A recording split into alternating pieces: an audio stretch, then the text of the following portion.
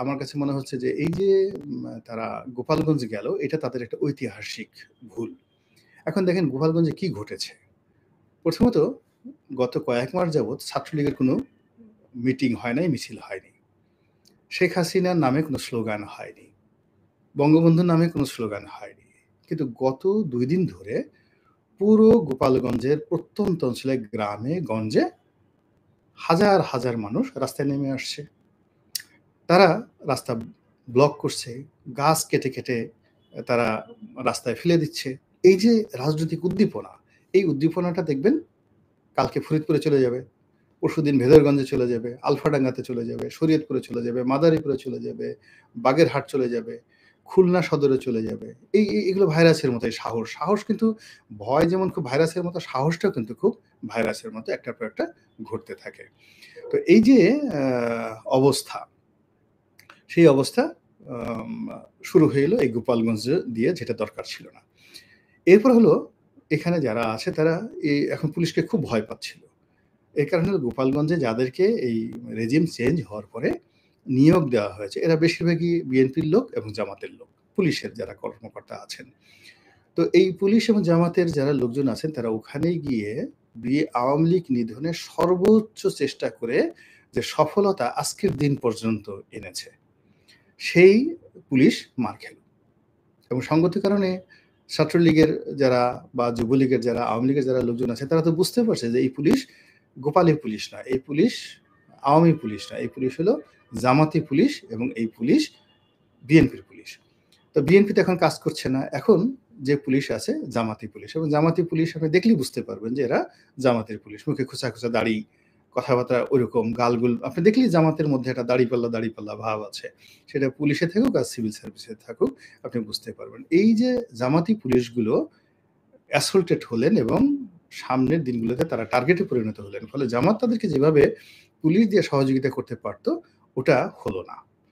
সবচেয়ে বড় ব্যাপার হলো যে বঙ্গবন্ধুর মাজার থেকে শুরু করে বিভিন্ন এলাকা এই যে এখন র্যান্ডমলি সেনাবাহিনী টহল দিচ্ছে এবং পাহারা দিচ্ছে। তো সেনাবাহিনী যখন পাহারা দিচ্ছে বঙ্গবন্ধুর মাজার রক্ষা করার জন্য, তখন আল্টিমেটলি রেজাল্টটা কার দিকে গেল? আওয়ামী লীগের দিকে গেল। ২ নম্বর হলো যে এই কাজে সেনাবাহিনী বিরক্ত, এবং বাংলাদেশের মতো জায়গাতে, পাকিস্তানের মতো জায়গাতে সেনাবাহিনীর বিরক্তি নিয়ে কোনো রাজনৈতিক দল রাজনীতি করতে পারবে না। কোনো সিভিল সোসাইটি মুভ করতে পারবে না। তাদের সঙ্গে সেনাবাহিনীর একটা সম্পর্ক থাকতে হবে। তো গত কয়েক মাসে সেনাবাহিনীর সঙ্গে সরকারের যে দূরত্ব, এনসিপির সঙ্গে যে দূরত্ব, তারপরে শেষে যারা ক্যান্টনমেন্ট আগুন ধরিয়ে দিতে চায়, এই টোটাল গ্রুপগুলো যখন এক হয়ে গেছে, এবং এক হওয়ার ফলে কি হলো, এই যে সেনাবাহিনী যারা মূলত আওয়ামী লীগকে উচ্ছেদ করেছে, ফলে সঙ্গতি কারণে তারা দেখবেন যে আওয়ামী লীগকে নিরাপদ আশ্রয় মনে করবে আবার, এবং যা কিছু হচ্ছে বাংলাদেশে আলামত কিন্তু সেই দিকে যাচ্ছে। ফলে কাজেই এই যে যারা এনসিপির যারা লোকজন আছেন, তারা এই সময়টিতে এইভাবে গোপালগঞ্জ নিয়ে কান না চুলকালেও তাদের ভালো হতো। এই গেল এক। ২ নম্বর হলো যে তারা এই সময়টিতে একটা অসাধারণ সুন্দর সময় পেয়েছেন।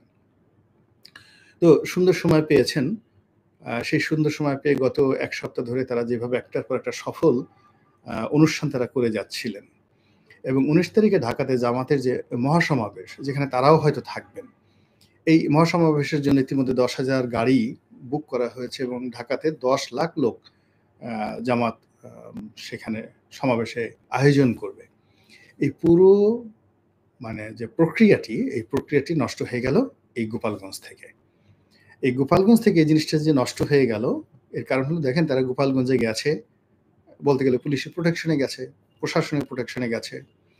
২ নম্বর হলো সেখানে লোক সমাবেশ তারা করতে পারেনি, এবং তারা যেখানে ফুল পুলিশ প্রোটেকশনে 100% পুলিশ প্রোটেকশনে সমাবেশ করবেন, চেয়ার-টেয়ার বসেছেন, সেখানে ছাত্রলীগ গিয়ে ঢুকে সেই চেয়ার-টেয়ার ভেঙে দিয়েছে এবং তাদের সাথে দৌড়াদৌড়ি করেছে, এবং তারা মঞ্চে বক্তব্য দিচ্ছেন, সামনে বসার মধ্যে কোনো লোক নেই। এই যে আমি যতক্ষণ পর্যন্ত লাইভে তাদের অনুষ্ঠান দেখলাম, তারা দাঁড়িয়ে মঞ্চে, বিরাট মঞ্চে সবাই বক্তব্য দিচ্ছেন। কিন্তু তাদের সামনে দর্শক তারা বসে শোনার মতো অবস্থা নেই। সবার মধ্যে একটা আতঙ্ক। এই বোধহয় ছাত্রলীগ আসলো, এই বোধহয় মারামারি করতে হবে, এই বোধহয় দৌড় দিতে হবে, এর মধ্যে পুলিশের গাড়ি ভেঙে গেছে। মানে এই যে একটা বিশ্রী অবস্থা, রাজনীতিতে একবার যদি কেউ ব্যাক ফুটেজে চলে যায়, তাহলে সে আর ২য় বার আসে না। এনসিপি ১ম থেকে ৪-৫ বার সে ব্যাক ফুটেজে গেছে। আবার তাকে ধরে একবার ডক্টর ইউনূস সাহেব এনেছেন, একবার জামাত এনেছে, একবার চরমোনাই এনেছে। এভাবে ধরে নিয়ে সামনে আনে। আর তারা এই একটার পর একটা ইস্যু তৈরি করে, কখনো নারী কেলেঙ্কারি, কখনো চাঁদাবাজির কেলেঙ্কারি, কখনো আইফোন কেলেঙ্কারি। এরকম নানা রকম কেলেঙ্কারি হচ্ছে। কখনো ওই যে নিয়োগ বাণিজ্য কেলেঙ্কারি, এদের মধ্যে নতুন দরবেশ তৈরি হয়েছে। আবার এই যে তাদেরকে নিয়ে যে সমস্ত কথাবার্তা হচ্ছে, ফলে এই দলের মধ্যে যারা ডেডিকেট, এনসিপির মধ্যে যারা ডেডিকেট, আমি যেমন হাসনাতকে আমার পছন্দ হয়। সার্জিসকে আমার খুব পছন্দ হয়। যে এই ২ জনকে আমার মনে হয় যে বেশ ভালো। তারা ভালো। তাসনিম যারা যে মেয়েটা আছেন, উনি বিদেশ থেকে লেখাপড়া করে আসছেন। মেধাবী। এদের রাজনীতিতে আসা উচিত। কিন্তু একটার পর একটা যদি সিদ্ধান্ত ভুল হতে থাকে, তাহলে দেখা যাচ্ছে যে এখন এদের হয়তো ২৫ থেকে ৩০ জন শীর্ষ নেতা আছেন এই মুহূর্তে। তার মধ্যে হয়তো খুব ভালো মানের আছেন যাদের বিরুদ্ধে এখন পর্যন্ত কোনো দুর্নাম, বদনাম, চাঁদাবাজির কোনো রকম অভিযোগ আসেনি। কোনো মানে নারী কেলেঙ্কারি বা পুরুষ কেলেঙ্কারি, পারভার্সন, চরিত্রহীনতা এই জিনিসগুলো আসেনি। তো এইরকম ১০ জন ছেলে বা মেয়ে যারা ভবিষ্যতে রাজনীতির জন্য সম্পদ হতে পারতেন, তারা তো এরকম ভুলের কারণে এরাও হারিয়ে যাবেন।